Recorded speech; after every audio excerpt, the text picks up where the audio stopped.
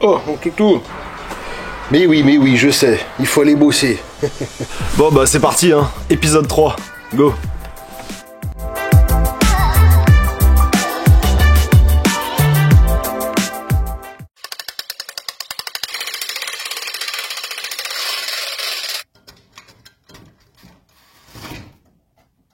Je te montre, j'ai fini tout le solivage de cette partie. Voilà, parce que j'avais fait que cette partie dans l'autre vidéo. Donc là, j'ai fini cette partie. Alors, j'ai pas tout filmé parce que bon, c'est répétitif. Donc ça sert à rien de filmer les choses répétitives. Donc j'ai pas tout filmé et ça m'a permis aussi d'aller plus vite. Parce que quand on filme, on perd beaucoup de temps. Et je te montre à l'aide d'un pulvérisateur. J'ai mis un produit anti-champignon, enfin anti-moisissure, anti-insectes sur tout mon solivage, vu que c'était du bois en direct de Syrie, les mules traitées, et j'en ai profité pour traiter également toutes les vieilles poutres. Mes panneaux OSB sont ici. Alors c'est de l'OSB 3 en 12 mm d'épaisseur. Les panneaux font 2,50 m par 67,5 m. Donc voilà, on va voir comment on peut présenter ça sur le plafond de la meilleure façon possible.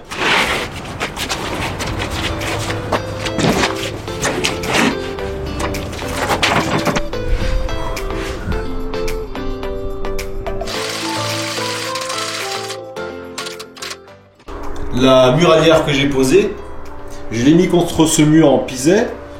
Les murs en pisé sont tous tordus, donc quand je l'ai serré, en fait, elle a pris un peu la forme du mur. Du coup, pour mes panneaux USB, je me retrouve avec un décalage à ce niveau-là. Je vais être obligé de redécouper mes panneaux.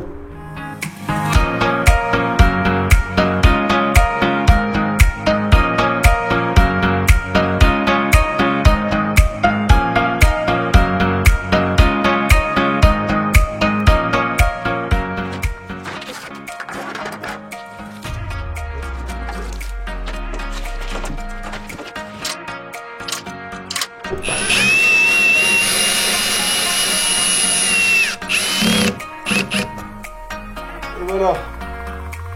Bon bah allez, il n'y a plus qu'à faire le reste. J'ai refait les coupes sur chaque panneau pour épouser un peu plus la forme de la muralière.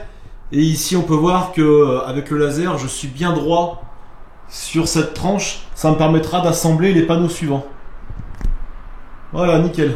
Allez, on continue. Bon les gars, j'ai eu une super nouvelle aussi à la suite de l'épisode numéro 2. J'ai été contacté par le site manomano.fr. Donc franchement, ça fait super plaisir et en fait, ils me proposent de me soutenir dans mon projet de rénovation de l'atelier. Et donc voilà, ils vont me fournir quelques matériaux comme l'éclairage, un peu d'électricité, tout ça. Donc ça fait super plaisir et ça va me permettre de vous sortir des vidéos plus rapidement et plus régulièrement. Voilà, donc j'en parlerai que dans cette vidéo de ce partenariat. Et dans les autres épisodes, ça sera seulement en description. Voilà, pour pas que ça soit trop intrusif. Donc j'espère que ça vous dérange pas trop que j'en parle dans cette vidéo. Et voilà, encore une fois, merci à eux, merci à Mano. Ça va me permettre de finir un peu plus rapidement cet atelier.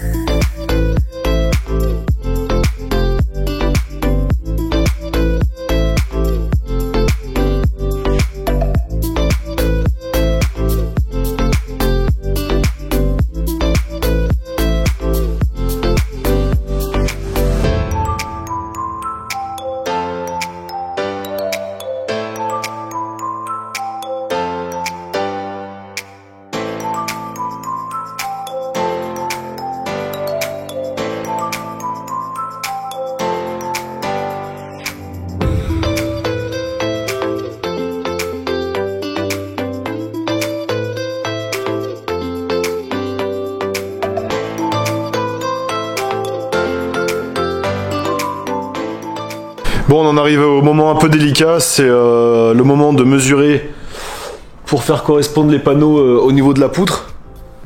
Voilà, ici. Donc voilà, c'est pas la partie la plus plaisante, mais bon, faut le faire, hein, donc on va faire ça proprement. Donc là, j'ai encore positionné la règle de maçon avec les petits serre-joints. D'ailleurs, ils vont super bien ces serre-joints, c'est les serre-joints une main de Wolfcraft. Et franchement, ils vont super bien. Bien, je peux plus m'en passer là, vachement pratique. Bref, du coup, je vais recouper cette planche. Et voilà, j'ai mesuré ici l'espacement. Ici, je suis un tout petit peu plus large que là. Voilà, donc je vais couper cette planche et puis elle va correspondre normalement à cet espace. Allez, on continue, on se motive.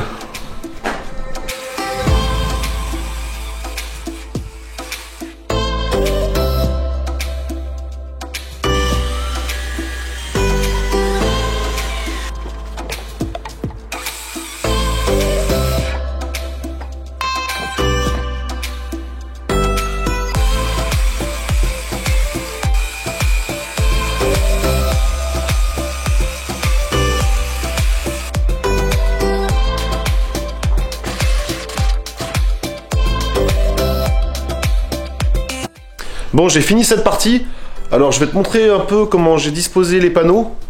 Alors, j'avais disposé mes solives de tous les 62,5 de façon à correspondre à des panneaux de 125 de large. Le problème, c'est que j'ai changé les panneaux USB, donc je pouvais plus les mettre dans ce sens pour les faire correspondre sur les solives. Donc, je les ai disposés perpendiculairement. Et du coup, si j'ai un joint ici qui tombe dans le vide, et ben c'est pas grave, à condition de chevaucher avec un autre panneau comme ça. Un peu comme la mise en place de moellons. Alors ce que j'aurais dû faire, c'est de laisser un espace de 59 cm entre chaque solive. Comme ça, vu que les rouleaux de laine de verre, ils font 120 cm de large, il me suffisait de les couper en deux, ça me faisait deux rouleaux de 60, et en laissant 59 cm, et ben ça se serait bien compressé entre chaque solive, et voilà, j'aurais pas eu besoin de faire beaucoup de découpes. Alors que là, je vais être obligé de découper un peu plus. Mais bon, c'est pas grave, je vous le dis, voilà, je me suis trompé. Donc on fait avec et on continue d'avancer. Bon, j'ai positionné mon premier panneau de ce côté. Alors j'ai récupéré les chutes des panneaux que j'avais coupés pour de l'autre côté de la poutre. Voilà, donc j'ai remis le laser ici. Alors d'ailleurs je l'ai reçu il y a pas longtemps, celui-là c'est la marque... Merde, c'est la marque Strox. Alors bon, j'avais jamais entendu parler de cette marque. Dites-moi si vous connaissez, ça vient du site Foussier en fait, ils me l'ont envoyé en test, donc bon ça tombe plutôt bien, parce que le rouge que j'avais, je te montre, c'est le...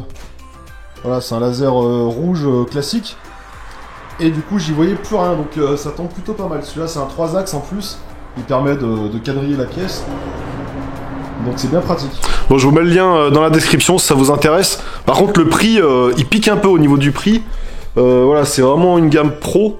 Donc voilà, le prix, c'est pas donné. Mais je vous laisse le lien, comme ça, vous irez voir si ça vous intéresse.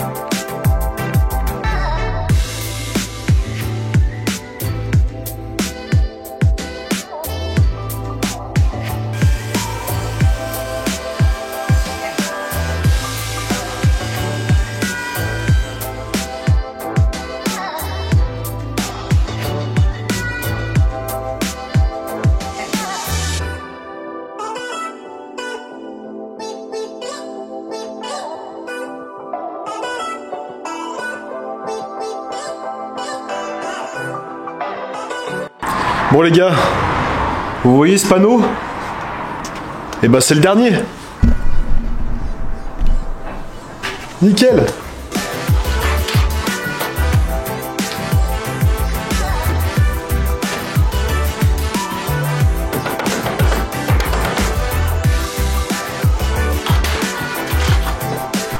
Bon bah voilà, c'était pas si compliqué.